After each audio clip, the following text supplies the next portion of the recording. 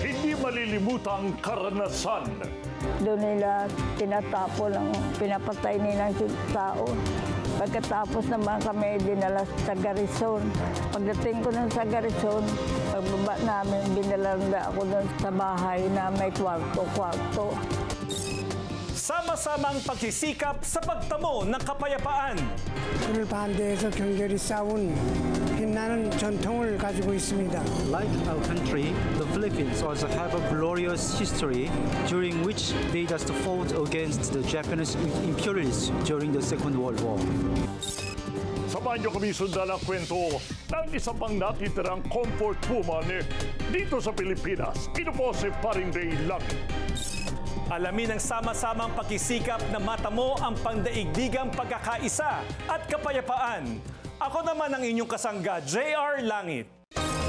Nasa takip-silip ng buhay ni Lola Estelita, pero hanggang ngayon ay hindi pa rin nawawala sa kanyang isipan ang dinanas niyang dusa noon sa kamay ng mga Hapon noong ikalawang digmaang pandaigdig taong 1942.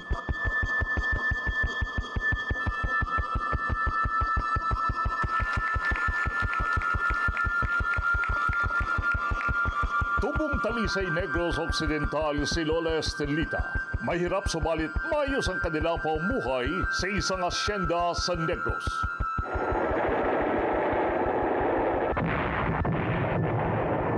Nepalese planes began bombing Manila in early December. Nagbago ang lahat ang dumating sa bansa at sakupin ng mga Hapon ng Pilipinas. Nung kinukuha na nila ang mga tao na pinapipila doon sa plaza, ako naman nagpubli. Yung pala nasiplatan ko, mayroon pala isang Hapon na nagbabantay sa akin. Nakita pala ako na nagpubli ako. Sa takot ko, bigla akong tumakbo. Nadapa ako, inabutan niya ako. Tapos nawakan ako sa buhok dito. Itinaas ako. Pagkatapos inikis ang kamay ko. Pagkatapos na rin, mayroon doon sa gilid ng plaza, mayroon truck na may mga ilang babae. May isang Hapon na nagbabantay. May bayoneta ang dulo ng baril.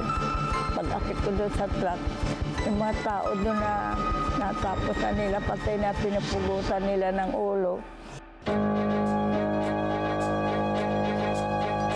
Isa lamang si Lola Estelita sa hindi mabilang na Pilipina na naging comfort women noong sakupin ng mga Hapon ng Pilipinas. Sa edad na 14, masakit para kay Lola Estelita na ilarawan ang sinapit niya sa kamay ng mga Hapon. Inakap ako at tapos ginahasa ako. Tapos may sumunod pa, mararamdaman ko nasaktan ako, binabanan ko yung Hapon. Nagalit sa akin, narwakan ako dito sa dalawang tinga. Obod, lakas na inano ako sa lamisa. Nawalan ako ng malay. Magising ako, wala na yung Hapon. Nang dumating ang mga Amerikano sa ating bansa, nakauwi na rin sa kanyang mga magulang si Lola Estelita. At dito na ipagtatuloy ang kanyang pag-aaral. Lumuwas na rin sa Metro Manila at dito nakapag-asawa si Lola Estelita at nagkaroon ng mga anak. Noong 1993, dito nagpasya si Lola Estelita na ikwento sa publiko ang kanyang naging karanasan.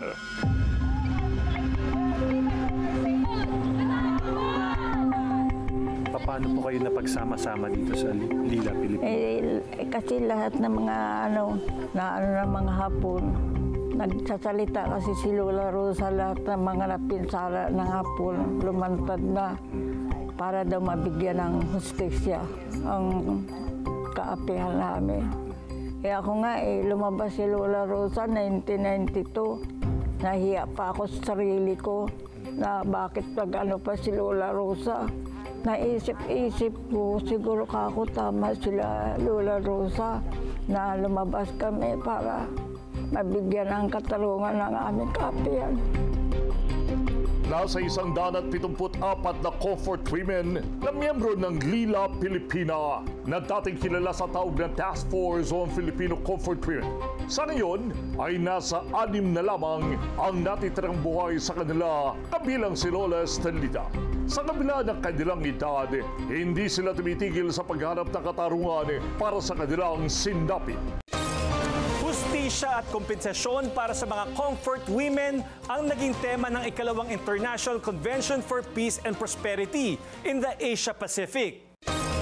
Sa bibihirang pagkakataon, magkasama sa iisang entablado at nagkakaisang pahayag ng South at North Korea. Kasama rin sa komperensya ang mga opisyal ng Japan na inakusahang nagpabaya sa mga comfort women.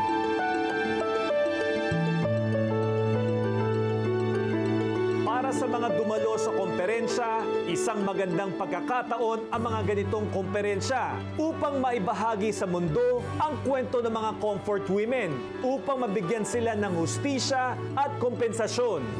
외세의 새로운 침략을 반대하는 투쟁에 적극 들춰나설 것입니다.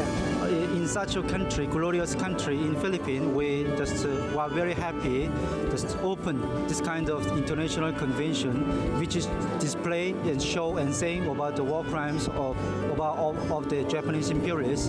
And later in the future, our country will just hands to hands movement.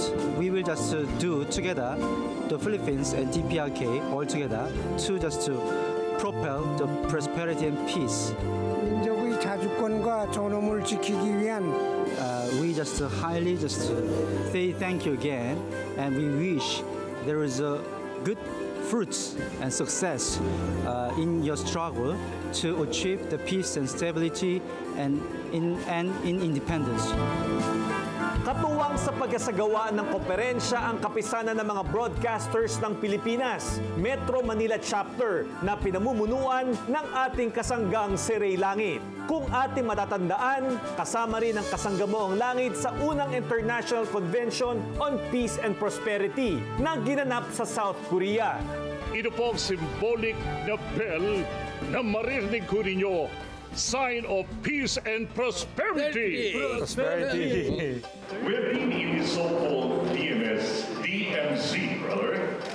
The militarized zone, guarded by countless soldiers and landmines, reads along the 248-kilometer radius of street.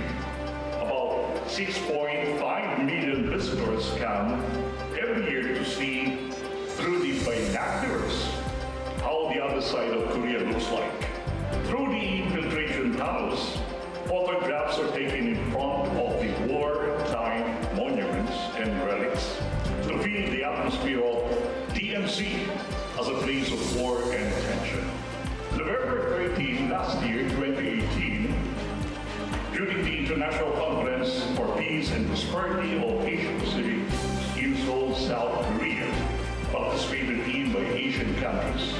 My main Ray Langit was called upon on stage by no less than Chairman Boo So-an to come on stage to witness the covenant of DPRK and South Korea in a very momentous and significant event of the year.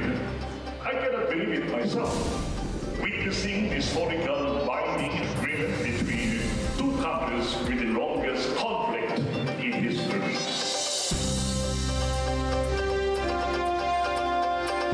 Sa kanyang panig, binigyang diin naman ni Labor Secretary Silvestro Bello III ang kahalagahan ng pagkakaisa upang matamo ang kapayapaan. Peace talks, therefore, is born out of the recognition of the need for a lasting peace by engaging all stakeholders in the process. When we see the sorrows of war and the darkness that drives humanity to violence in the everyday news, we must also remember, we must never forget the promise of peace. And it is never too late to hope for peace. Mahalaga rin ang mga ganitong pagtitipon upang maipagbigay alam sa buong mundo ang kalagayan ng kapayapaan sa Pilipinas.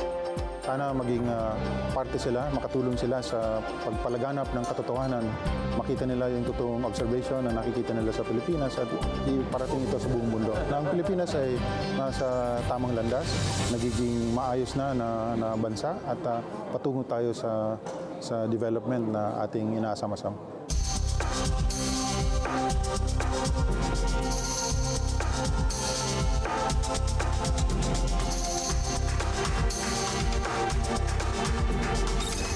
Isang napakagandang hakbang ng iba't ibang mga bansa upang isulong ang katarungan at kapayapaan na may wasto ang mga pagkakamali ng nakalipas na panahon.